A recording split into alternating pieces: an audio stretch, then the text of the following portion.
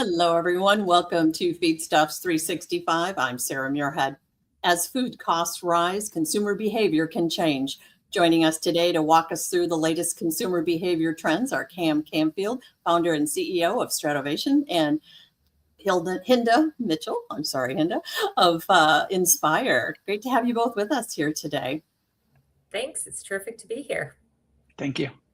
For those of you that are tuning in our audience, we appreciate you being with us as well. If you have any questions, feel free to post those there in the chat on your screen. If you're joining us from your social media feed, you can post those questions directly in your social channels. So you guys have a presentation. We're going to put up your slides and have you get into it here. Wonderful. Thank you, Sarah. Appreciate it. Cam and I have wanted to partner together for a long time, and we finally got the opportunity to do so in this particular research. So we're going to sort of tag team going through it today, and we'll start. Cam, do you want to tell everybody who you are? Absolutely. I'm Cam Camfield. I'm the founder and CEO of Stratovation Group. We do research, consulting, and advertising for the broader agri-food value chain. And I am Hinda Mitchell, founder and president of Inspire, and we are a strategic communications firm with a deep practice in food and agriculture. And so very happy to be with all of you today. I'm going to let Cam start by giving you all the background here on the study itself. Yeah, so we've got a lot of data in here, so we might move a little bit quick. But as Hinda and I were looking at the opportunities in the market, we noticed that there are a lot of trends impacting consumer attitudes from MAHA and beyond. And so this study really sought out to understand how U.S. citizens and food buyers feel about food safety, nutrition, sourcing, and other trust in food related institutions. So really this study seeks to understand both where they were back in Q1, but we'll continue to run this study over time to see how their opinions change around things like food additives, diets, and price and affordability.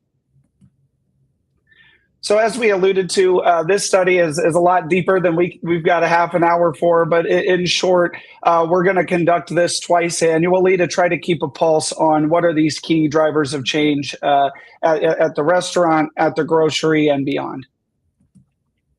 So to do that, we completed 823 web-based surveys. On average, the consumers took about 10 minutes to take them, so they were a longer study, and we conducted that earlier this year in Q1.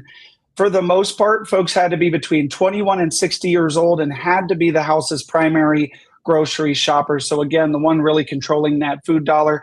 And we conducted the study blind, just meaning that they didn't really understand or know what we were going to pressure test them on. So just a quick overview on some more of who we talked to. On average, they tended to be about 41 years old. Just about 3/4 of them reported being full-time employed. And an overwhelming majority, about 88%, had 4 or less people in the household. We did see a mix of about 43% suburban, 36% urban, and the remainder coming from rural municipalities. And for the most part folks on average made under $100,000. Awesome. All right. So I'm going to start off our key insights, and then Cam's going to dive into the details of some of this data that I'm going to preview here, which is, no big surprise really, right? Taste and affordability, the two most important factors when purchasing food. Consumers haven't abandoned quality preferences, even as they've started to think more closely about price. But affordability and taste now really are neck and neck. And Cam's going to go into detail again. What are they doing to address rising food costs, eating at home more, relying more on store brand private label items, and they're buying more in bulk. And we'll talk about that. Cam's going to dive into the top 6 items to be cut from the budget. And so I think I'm going to leave that one to you, Cam, to talk a little bit more about. But I think what's really important is we're focused not just on affordability of food, but how secure do people feel about food choices right now? And we learned they're stretching their meals to make their food last longer. They're split on whether access to affordable food is moving in the right or wrong direction. And a lot of folks are really resigned to the fact that they think that the food choices are going to stay about the exact same for them to message. But really, I think for the food and agriculture community, this taste and affordability piece, that's a signal to sort of hold the line on quality, even as you think about reformulating or repositioning on price. Really well said. So, as Hinda alluded to, taste and affordability are still the top two factors that are most important when it comes to the food they buy. I think often we think about nutrition more than consumers do. At the end of the day, they might be cash strapped, and it's just got to taste good. So as we asked in the last 3 months, which of the following have you done, if any, in response to rising food costs? And the first thing I want to call out is that somewhere between a third and 40% are doing something about rising food costs. So definitely a good chunk of the U.S. populace feeling those pressures. But top three answers, almost 40% said we're eating more at home. The next noted relying more on store brand or generic items. So again, maybe finding alternatives to their favorite brands. And then the last piece, buying in bulk. So potentially good opportunities for some of those Costco and other buyer types. I was telling Cam the other day, my son likes to go to Costco now and buy there's just two of them in their household, but they buy the great big packages of meat and then they split it up at home. So we're living that life. Absolutely. So this is one of our most exciting slides from the study. And we'd asked, assuming food prices have risen too high, what would be the first things that you would cut? And they could select all that apply. You see all these studies about how the future generations are drinking less, and university, that's true. But I don't know if we've ever asked them if they could afford it. So 50% of folks saying that's the first thing they cut is unnecessary alcohol purchases like beer and wine. Behind that, you see things like gourmet items clocking in at number 2. Restaurant meals next, but in the top 6, you've got 2 protein groups. So 38% noting reducing their spend on seafood and another 36% on beef. So definitely some things we're going to want to watch over time. Absolutely. Then we'd ask, overall, do you feel like there's access to affordable, nutritious food in the U.S. is growing in the right direction or to the right or wrong direction? 38% said right. 34% said wrong. So the way that we read this as kind of market researchers is scrap everything else and compare the good and the bad. It's about a 1-to-1. You hear this a lot. The economists talk about this a lot, the K-shaped economy. You've got a group that is making money and making more money, and they're on the top half of that K, and they feel like things are heading in the right direction. At the same time, over a third, 34% now, are reporting the opposite, and so they're probably on the bottom half of that K. And then we'd ask, looking ahead to the next 6 to 12 months, do you think things like your food choices will become easier to manage or about the same or more or less difficult to manage? So about 50% said about the same. They didn't have any reason to believe things are going to change. And again, about a 1-to-1 on both sides of the polls. 24% saying it's going to get better, 21% saying it's going to get worse. So let's take a little bit deeper dive and let's take a look at both the grocery and restaurant sectors as it relates to what people are doing about food prices right now. So more than half of respondents agree strongly that increases in pricing have affected their food buying habits. You can see that right there. And even you've got to look at that sort of mean rating there too, that middle rating of 40%.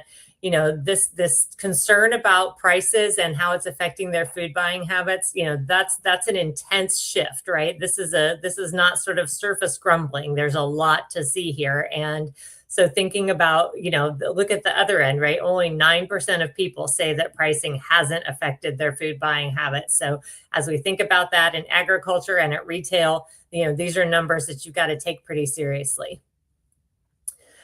Just under half of the folks who responded to the survey purchase groceries every week.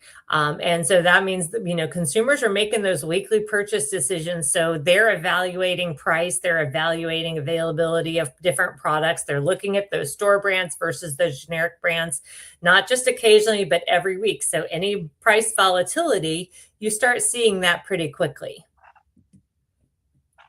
So one of the things we also wanted to better understand is what's happening with respondents and how they're getting their groceries each week. And what we learned is that a large majority of respondents have used food pickup services as well as food delivery services. These are pretty high numbers. We saw this trend start to move upward during COVID, and that certainly has still held on, right?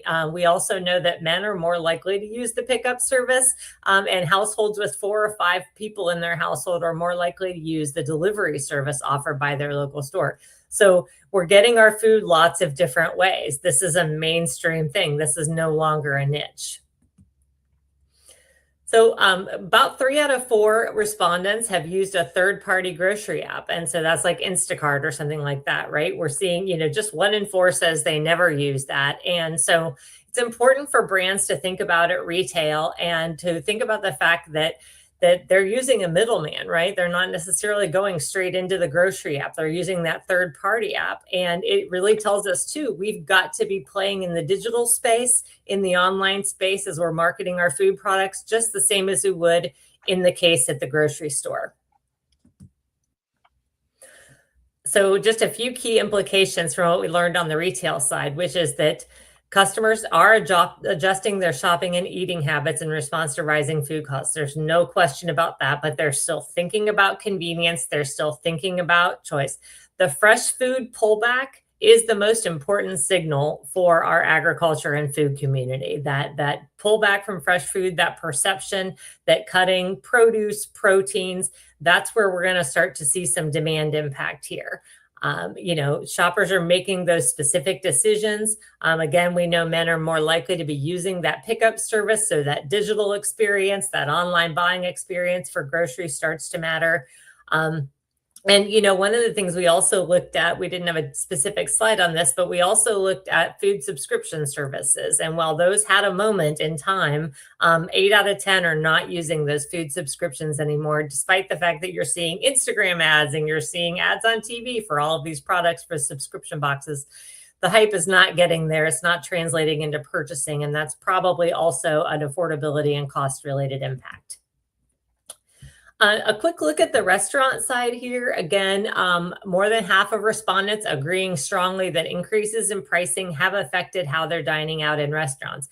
And again, I want to point out, this isn't just a noisy small group. This is the vast majority of people. When you bring those middle ratings in as well, the same consumer dollar, we're competing between food service and retail on how to spend it. And so every time, we cut a restaurant visit, it's a potential retail opportunity. But every time we have a restaurant visit, we're losing an opportunity for that cook at home meal. And so you have to sort of think about the way these two sectors interact together, especially when you're thinking about pricing of food.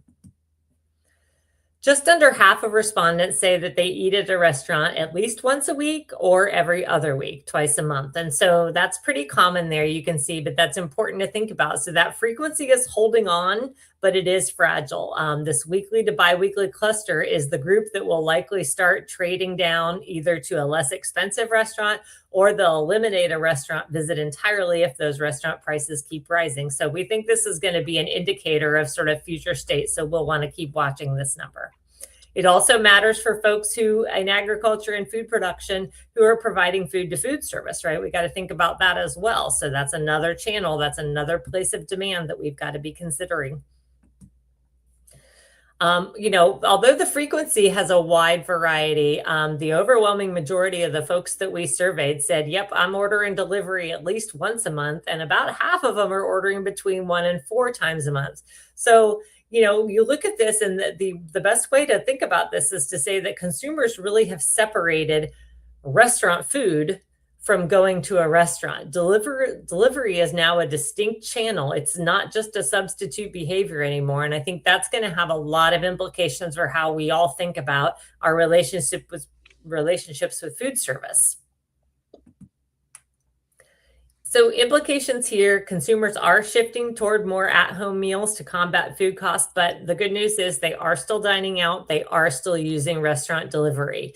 There's an interesting thing happening with the suburban-urban access gap on dining, and it's worth flagging. As you think about rural food deserts, and we talk about that a lot when I have to go a long way to get to a grocery store, but it's not just a grocery store anymore. There are also restaurant food deserts, and that limited restaurant access in rural communities is starting to shape eating patterns as well, and that's going to be a factor in ag-dependent regions. Cam, Well do you want said, to talk Hinda. about the Baja influence? Absolutely. So obviously we just talked a lot about delivery and convenience and why things change, but there's obviously one that's top of mind for many of us in the agri-food value chain, and that's the Make America Healthy Again movement. So we sought out to understand their impact. We had asked where 10 is extremely and 1 is not at all. How familiar are you with this movement? 30% outright said, yes, we are very strongly familiar with this. Only 8% saying, no, we're not really familiar. So we think that 62% has probably heard of it, but maybe not so strong to say I'm deeply familiar, but at least about third of the nation is deeply familiar with the MAHA movement. So then we wanted to dig into some of its core tenets and other things that we had been seeing in the media and in the messaging, earlier this year. So using that same agreement scale where 10 is very much, how much do you believe that MAHA is going to considerably improve our food standards? How much is MAHA going to considerably improve our health standards? And the bottom one there, the work being done by the MAHA movement is being done with my family's best interest in heart. And what you see here is a really consistent data set across all three questions. You've got 36, 37% across all three questions rating it an 8, 9, or 10. So that top third. That is safe to say over a third of these consumers identify as MAHA consumers. They think the interest of the administration is with their best health in mind. They believe it's going to improve our health standard, and they believe it's going to improve our food standards. On the opposite side, you really only see 20 to 18% outright towards the negative. So more aligned voices to the MAHA movement than not currently. Just fascinating to me. It's come on quick for sure. So then we wanted to double click on a couple of the other maybe more nuanced items within there. So we'd ask again, with that 10 being extremely and 1 being not at all, how important are the following items? So food safety in general at the top there, rating the highest, not surprising. Nobody wants to eat unsafe food. But as you look at those three kind of more detailed topics around ultra-processed food, food dyes, and petroleum-based food additives, again, you see a pretty consistent data set, about 30 to 33% strongly identifying that these are incredibly important to them. And again, in each case, most of those outweigh the negatives. So MAHA came on quick. It is here to stay, and it is definitely reaching folks on both sides of the aisle. And in an environment where consumers are making trade-offs for affordability and for other reasons, it may not always fully align to the trends, meaning there is this reality of the day as well as our perception and our perceived selves, and often those things don't align. But it will be interesting to continue to track and measure these trends as that initiative really tries to push us away from processed foods and more towards real food and quality whole proteins. And I think, Cam, it's worth reminding our audience, MAHA's just barely a year old plus a little bit, really, in that level of awareness, and it has shot up quickly. I think you would agree. Absolutely, absolutely. So we're going to take a dive into some generational and gender insights and how we make decisions based on our age and our gender. And so Cam will tell you about the male consumer profile. Yeah, so our males on average were millennial suburbanites and tended to shop for either themselves or 1 to 2 other people, and had an average of full-time income of about 50 to 75K. On average, they drove about 7 miles to the store, and they most frequently shopped at convenience stores, finding those maybe a bit more approachable. They do, for the most part, report that they feel it's easy to find fresh food. As Hinda talked to earlier, in terms of those conveniences, they are happy to use the grocery food subscription pickup or delivery services for their grocery purchases. Due to the rise in grocery costs, though, they are eating at home more often, and they do agree that they've had to choose between groceries and other essential expenses. So that's often kind of tough to hear that, we've got younger folks here trying to choose between paying rent or car insurance and finding food. They generally agree that they try to get multiple meals out of each meal and try to stretch that dollar a bit longer. And on average, they tend to order delivery about once a week and dine out about once a week. Yep. And I think one of the things that I found interesting about this study, having done this kind of research for a lot of years, as you have too, is that we really had a 50-50 split between men and women being the primary grocery shoppers. So I think looking at this, which is a little different than I think it used to be. 100%. When I first started in this business, we would have never dreamt of that. And yeah, it was about 50-50 self-selected. So interesting to see how that's changed over time. For sure. So, what is our female consumer right now? She's not who you might picture. She's employed, she's suburban, she's middle income, and she believes she can reach fresh food easily. Even so, she's still modifying behavior to stretch those meals out. This price pressure, again, it's moved firmly into the mainstream. This is not a margin issue anymore. Most of our women who we were surveyed were full-time employees, income of 50 to 75,000, millennial or Gen X suburbanite in a household of 2 or 3. Now, different from the males, she's not shopping in a convenience store. She's traditionally shopping at a grocery or big box retailer, She, on the other hand, is also not very likely to use pickup or delivery services or a third-party app for her grocery purchasing. And this is your consumer who's starting to think about purchasing generics. So this is an important lesson for some of those big food brands, is to think about she's trading down necessarily to help her save money. That being said, she doesn't agree she's had to make that choice between groceries or other essential expenses. And she's overall not worried about the ability to afford groceries. She mildly agrees that she's trying to get multiple meals out of each meal to help stretch and make that last longer. But she's not as likely to order delivery as her male counterpart is.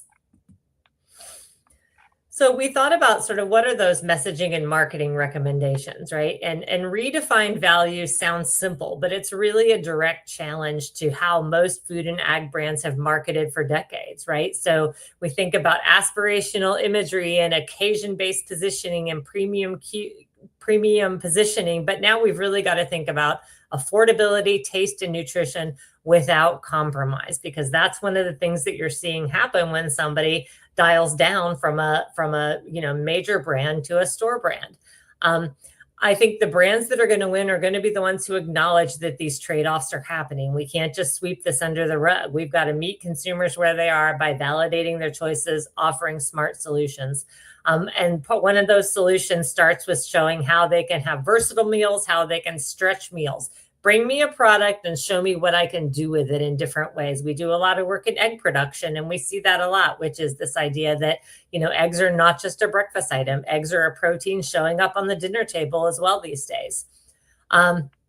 But much like in COVID, right, cooking at home is a win for these folks. And so thinking about at-home eating, being intentional about recipe development and things like that, another great opportunity. And also those convenience expectations. What are we going to do to align with those digital delivery habits? So we want to make those solutions easy, but we've also got to be marketing on those digital platforms because they're not always experiencing their food purchasing while looking at the food on a grocery store shelf. And ultimately, then we've got to empower consumers. We need consumers to feel confident and in control when they are making food choices. And that's going to require us to be both pragmatic and empathetic as we're going forward. So there's a little more about us. And Sarah, I think we can turn it over to you. We have some questions. I want to start with one that I have on the beef side. You mentioned that there's kind of a turn away from beef. Do you think there's a turn to different cuts of beef, maybe more ground beef than what, our premium cuts would be? I don't know if you looked at that in your study, but just what's kind of your gut feel on that? I'll hop in and then Hinda, feel free. So really, I see it no different than the rest of the K-shaped economy, right? Wagyu beef is at an all-time demand high, prime beef, prime steakouts, all that. So I think it's for the top third, there's still going to be that demand. And for the folks with means, they want beef. So I don't think that's going to slow down. But I think you kind of hit the nail on the head. I think it's going to be a challenge for some of the folks to understand and empathize, like Hinda said, that not everyone is on that path. So are we marketing maybe more meals you can cook from home with more value-based cuts and making sure that we're meeting people at all parts of the value chain? I think that's exactly right. And then I think we got to look at this bulk buying, right? I think that's a big piece of what's happening right now. Club and warehouses have it a moment because the opportunity to, again, buy in bulk, split out, stretch those meals. I think we're going to continue to see that happen as well. And, I remember, gosh, it must have been you all probably remember 15 years ago, maybe even a little more, when beef really came out with a lot of different cuts that were intended to really make beef more accessible to everybody. And I think those trends are going to continue. I think those opportunities are real for folks. We had a question come in from the audience too on fresh versus frozen beef. It's there on your screen. And is that going to change the order in business? Is it going to offer a boost to frozen beef? It's a great question. Cam, what do you think? So I want to speak to, we didn't test that in the study, so I don't want to misrepresent anything here, but I do think there's an opportunity. I don't think it's that outright beef has just fallen off in favor and people don't want beef. I think it's just in an environment where we're a little more cash strapped and cash minded. How are we going to spend that? So I think any opportunities that can help folks still get to the protein of choice in a more economic way is fair game, but that's a little bit more of Cam's conjecture. So. Yeah, and I would be the same. I would agree with that. But I do think, again, options that make consumers feel good about that trade-off. I think that's where you're going to win every time. So you mentioned options. You also mentioned smart solutions, and I think those might tie into. Let's say you're a brand, right? You're doing branded product out there. How do you play in a market that may be trending more towards a generic buy? Do you play in that? What do you do? What is your smart solution in that case? Is there one? I think there is. Again, I think there are a couple of things happening. One is, I think, to take a close look at pricing, and we know that consumer still wants taste, even married up with affordability. So thinking about quality and connecting more directly, your brand's quality, your brand attributes, and bringing that right back. I think looking for opportunities to do retail partnerships where you can do things like BOGO on brands and things like that. There's going to be opportunity there to make the consumer feel like, oh, I can afford to buy this name brand instead of this store brand. And I can feel good about making that decision at grocery. So that's one idea to me. I think the other idea is to think about, again, thinking about bulk, right? Are there products that you have that you can make more accessible and affordable in a larger size? And can you help? The other thing I think is going to be a great opportunity are brand collaborations, brands working with other brands to help marry up a meal that can then be stretched, right? So instead of, you think about something like, making a pasta dish or a soup that has multiple ingredients in it from a brand, and what can you do with that to, again, help, that recipe development piece. I think that ability, I look a lot at, on Instagram, Trader Joe's does that 5 items or less. And you can, and I love that because it shows me, oh, I can go make something simple. It tells me exactly what to buy. I think those kinds of opportunities make a ton of sense right now.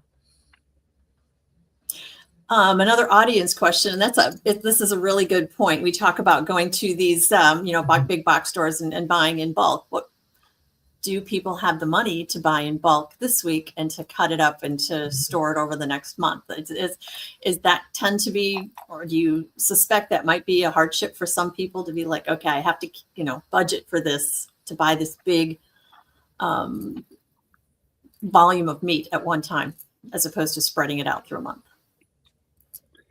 I'll hop in. I would say from a traditional standpoint, I think it's a change of messaging and something that really hasn't been as popular before. But if you look online, it's happening organically and in a social forum. So crockpot meals and all of these things are in kind of record high conversations online. So I think that's where the smart brands will start to activate and go to, is utilize those consumer conversations that are happening online. Get involved in the homesteading conversation, get involved in the crockpotting community, get involved in these organizations. And I think that there are brands that are going to use strategies that win there. But I don't think that's your weekly periodical comes out and talks about that outright. I think that's a bit of a shift from the norm. So more at the brand level, more at the brand level than the retailer level, would you say? These things will... I think it's going to have to be a combination. Again, I think these folks are going to have to marry up together to make some of this happen. I also think that, in the specifics of the question of can I afford? And the answer is some will. but some won't, right? So we back to that, very early slide, and Cam, I'm going to try to start quoting things that are data points, but beef was right up there as one of those items that people were saying, I'm buying less. And so, that's the reality, right? So the answer is yes, some may not be able to afford that $40 roast, even if they can stretch it for a couple of meals. So it's definitely going to be a factor. So Maha flipped the pyramid, made protein a main component of the pyramid now, but yet your research is showing that consumers are backing away from that fresh food, which includes a lot of that protein, the beef, the pork, the chicken, the turkey, the eggs, the cheese, and all of that. How do you read through that? Where are consumers on this, and what are they thinking? Where's their behavior? Yeah, so I'll call that slide out quickly. In the top in the top 6, they were getting rid of alcohol, gourmet items, restaurant meals, seafood, sweets and treats, and beef. So on the Maha side, getting rid of sweets and treats, probably good, right? Getting rid of beef and seafood, probably not. I think this is where that real versus perceived self is. We love to say, hey, look, I cook the freshest meals for my family every day, and we slow down and we take the time. But then in between band practice and taekwondo and football, you got to drive around and get it all done. And so, Chick-fil-A is where we stop on a Tuesday night because we got to get to the next thing. And so that's the only piece I would say that we see regularly in these consumer studies is a bit of a conscious decoupling between what they aspire and what they want to be in their mind's eye versus what's the reality of just fighting and getting through the week, what we can afford and what do we have time to do. I think that's right. And I would just add to that, this is going to be where one of those trade-offs, I think, is changing to different proteins, right? They may be reducing the amount of spend they have on seafood or on beef, but likewise, they're going to look at things like chicken. They're going to look at things like eggs. They're going to look at things like cheeses and dairy, and where can they access protein in a way that they feel is more affordable. Very good. Let's get some final thoughts from both of you, either on trends that you're seeing or just on the study, research. What's the next step? Anything you'd like to leave us with, Hinda? The one thing that I know, and we've had some, back and forth conversations, Cam and I, since, we've been watching sort of other research that's come out after this was done, and it continues to sort of reinforce some of the findings here. So I think this is very real. And like I said during the presentation, this is not a fad. This is not a temporary moment in time. This is a significant shift for our consumers. There was research just, I think it was last week, that said that one of the things consumers are doing in restaurants is they're not buying alcohol in restaurants anymore. They're doing, if they are drinking, they're doing it at home, because again, they perceive that to be an affordable trade-off for them, is to not order that drink in a restaurant. And so I think we have to just be really smart to think about the fact that this is not a moment in time. This is probably a fundamental shift that we're going to be dealing with for a period of time to come. Cam? Absolutely. I would just echo. And then I would say, I think it's easy to sit here and say, hey, look, everybody's pulling back or we're doing things different, so we should pull back and we should pause. And I would argue it's time to do the opposite. We can't afford another round of folks sitting on the bench and not telling their story. So there are going to be brands and organizations that step up, tell their stories on behalf of their farmers, their members, their constituents, and are going to find a way to win in this environment. And so that's what I would just put a challenge out there to everybody that, especially those in ag, and cannot afford another round sitting on the bench. We got to get active and get after it. So get out there, get after it. Great thing to leave us with here today. Cam Camfield and Hinda Mitchell, thank you both so much for joining us today and sharing your research with us. Thank you, Sarah. Likewise, we appreciate all of you and our audience for tuning in. Until next time, for Feedstuffs, I'm Sarah Muirhead.